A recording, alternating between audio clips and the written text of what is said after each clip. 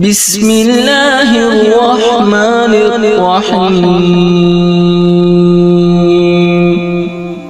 شروع اللہ کے نام سے جو بڑا مہربان نہایت رحم والا ہے۔ ڈیلٹا شائن کی طرف سے السلام علیکم۔ حضرت ابراہیم علیہ السلام نے ایک مرتبہ اللہ تعالیٰ کی بارگاہ میں یہ عرض کیا کہ یا اللہ تو مجھے دکھا دے کہ تو مردوں کو کس طرح زندہ فرمائے گا۔ تو اللہ تعالیٰ نے کہا کہ اے ابراہیم، کیا اس پر تمہارا ایمان نہیں ہے؟ تو آپ نے عرض کیا کہ کیوں نہیں، میں اس پر ایمان تو رکھتا ہوں، لیکن میری تمنا ہے کہ اس منظر کو اپنی آنکھوں سے دیکھ لوں تاکہ میرے دل کو قرار آ جائے۔ پیارے ویورز، ویڈیو کو آگے بڑھانے سے پہلے اگر اب تک آپ نے ہمارا چینل سبسکرائب نہیں کیا تو چینل کو سبسکرائب کر دیں، ویڈیو کو لائک کریں اور اپنے دوستوں کے ساتھ شیئر کریں۔ تو اللہ تعالیٰ نے فرمایا کہ تم 4 پرندوں کو پالو اور ان کو خوب کھلا پلا کر اچھی طرح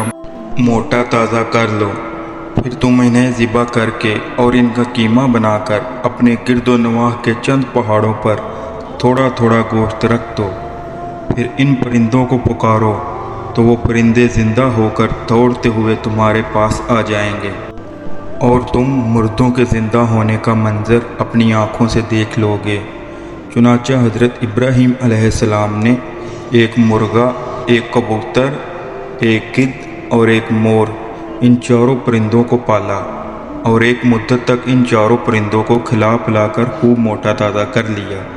پھر ان 4 پرندوں کو ذبح کر کے ان کے سروں کو اپنے پاس رکھ لیا اور ان 4 کا قیمہ بنا کر تھوڑا تھوڑا گوشت اطراف کے پہاڑوں پر رکھ دیا اور دور سے کھڑے ہو کر ان پرندوں کا نام لے کر پکارا کہ اے مرغے، اے کبوتر، اے گدھ، اے مور۔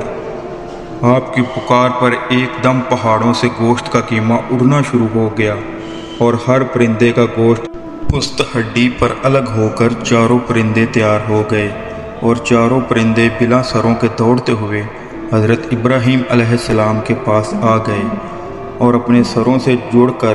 دانہ چگنے لگے اور اپنی اپنی بولیاں بولنے لگے، اور حضرت ابراہیم علیہ السلام نے اپنی آنکھوں سے یہ مردوں کے زندہ ہونے کا منظر دیکھ لیا اور ان کے دل کو اطمینان و قرار مل گیا۔ پیارے ویورز، اللہ تعالیٰ نے اس واقعے کا ذکر قرآن پاک کی سورہ بقرہ میں بھی کیا ہے، لہٰذا اس واقعے سے ہمیں یہ سبق حاصل ہوتا ہے کہ اللہ تعالیٰ ہر چیز پر قادر ہے، اور اسی طرح قیامت کے روز اللہ تعالیٰ مردوں کو قبر سے زندہ کرے گا۔ اسی طرح کی مزید دلچسپ ویڈیو کے لیے ہمارے چینل کے ساتھ جڑے رہیے۔ تب تک کے لیے اللہ حافظ۔